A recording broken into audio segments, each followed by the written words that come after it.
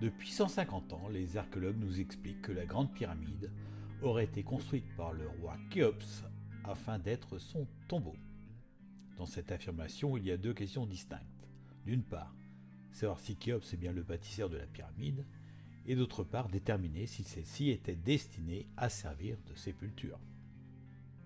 Il convient d'abord de rappeler que tous les pharaons découverts lors des fouilles en Égypte l'ont été non dans des pyramides, mais dans le sable du désert, à Wadi el-Bahari ou dans la vallée des rois. Dans seulement 2-3 pyramides non scellées, comme celle de Ménénré, des ossements ont été retrouvés. Mais ils n'ont pas suffi à remettre en cause le consensus. Ainsi, le seul fait avéré aujourd'hui est que toutes les momies royales ont été extraites du sable, jamais d'une pyramide.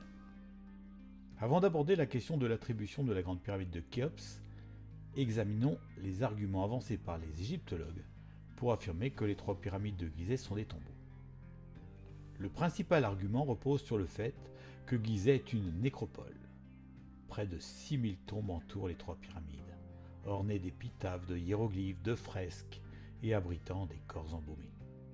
Un raisonnement circulaire s'est fait jour, consistant à conclure que, puisque les tombes se trouvent autour des pyramides, alors celles-ci sont nécessairement des sépultures. Et ce malgré l'absence totale de hiéroglyphes, de fresques, d'épitaphes ou de momies à l'intérieur des pyramides.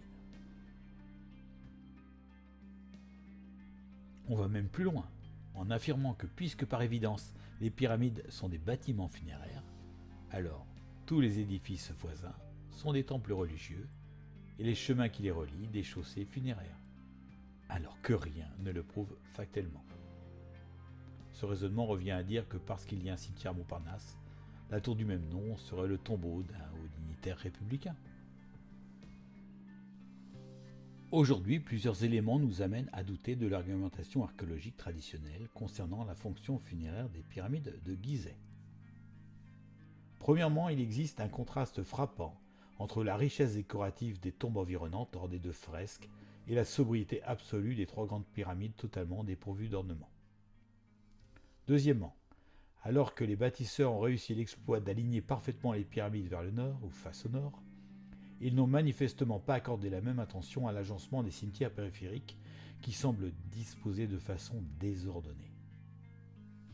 Troisièmement, il s'est avéré que de nombreuses personnes, dont la mère de Khéops, ont été enterrées dans ces cimetières pendant la construction des pyramides.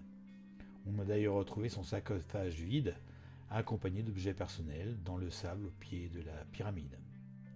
Peut-on vraiment imaginer qu'un cimetière soit installé au cœur d'un immense chantier de construction, actif pendant près de 60 ans, où se côtoient des milliers d'ouvriers, des bâtisseurs des pyramides, des chapelles et des tombes?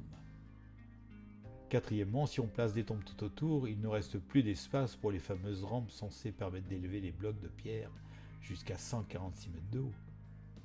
Enfin, si les pyramides étaient destinées aux rois et aux reines, pourquoi la mère de Khéops, épouse de Snéfrou, reposerait-elle dans le sable de Gizeh, alors que Snéfrou aurait fait construire 3 pyramides pour lui-même, mais aucune pour sa femme? Si l'on met de côté la question de la datation, seuls 2 éléments soutiennent l'idée que le roi Khéops serait le constructeur de la Grande Pyramide. Le premier est le papyrus de Mérer, découvert par Pierre Thaler en 2013, près de la mer Rouge. Bien que cette découverte présente selon moi plusieurs biais dans son interprétation, supposons toutefois que tout soit exact et reprenons le contenu du papyrus. Il relate que des ouvriers transportaient du calcaire par bateau depuis Toura jusqu'au lieu appelé l'horizon de Khéops, que les égyptologues ont traduit par pyramide, simplement parce qu'un glyphe évoque cette pyramide à côté du nom de Khéops. Pourtant, Mariette, le fondateur de l'égyptologie, a montré que ce glyphe se retrouve dans des tombes qui ne sont pas des pyramides. Je pense pour ma part que sa forme est trop pointue pour représenter une pyramide. Ce qui est embêtant, c'est que le glyphe traduit par pyramide par Pierre Thaler ne représente pas du tout une pyramide. On a d'autres exemples d'écriture hiératique où on a vraiment des glyphes qui représentent des pyramides. Il semble plus logique de penser que l'horizon de Khéops désigne le plateau de Gizeh, et que le transport des pierres ne concernait pas des milliers de tonnes de blocs de parement de la pyramide, mais plutôt de petits blocs destinés à la construction de pierres tombales. On pourrait même imaginer l'utilisation de radeaux plutôt que de bateaux. Cette interprétation ne remet pas en cause la découverte de Pierre Tallet, mais la rend au contraire techniquement beaucoup plus crédible.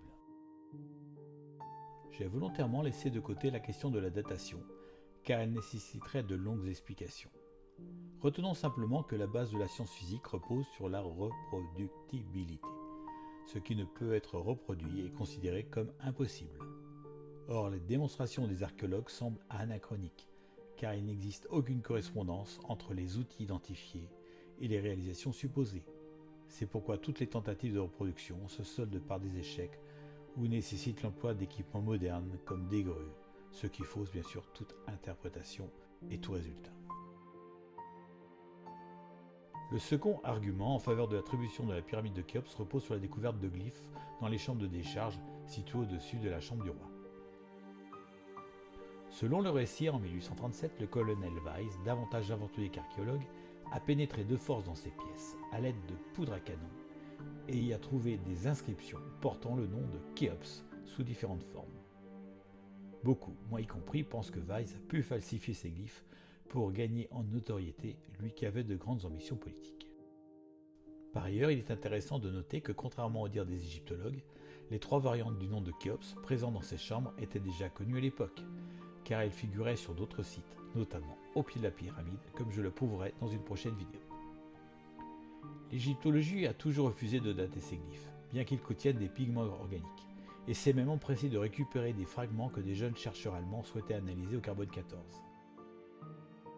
Il en va de même pour le papyrus de Merer, qui n'a jamais été soumis à ce type de datation. Enfin, les archéologues avancent qu'un glyphe d'angle se prolongeant entre 2 pierres prouverait qu'il a été tracé avant la pose des blocs, mais ils refusent d'utiliser un endoscope pour le vérifier. Ce refus est d'autant plus incompréhensible qu'un tel examen pourrait révéler d'autres indices, comme des outils ou des tissus oubliés. On constate ainsi qu'à l'approche d'une preuve décisive, il subsiste une réticence à effectuer des vérifications qui permettraient de transformer un simple consensus en certitude ou preuve. Dans cette première vidéo, nous avons apporté l'argumentaire archéologique du pourquoi des pyramides tombeaux et pourquoi l'attribution à Khéops de cette pyramide. Et ce pourquoi ne nous convient pas. Nous avons démontré la présence d'un raisonnement circulaire et de cherry picking pour faire une correspondance entre les tombes et les pyramides.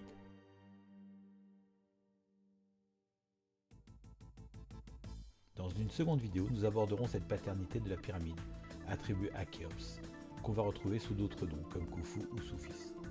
Et nous analyserons les différentes manières dont son nom a été écrit dans les sources, laissant supposer qu'il y a 2 Khéops, un en rapport avec le nom d'un pharaon et l'autre avec le nom d'un lieu, et que le mélange des deux a faussé toute interprétation. A bientôt pour le prochain épisode sur l'étude des glyphes du nom Khéops.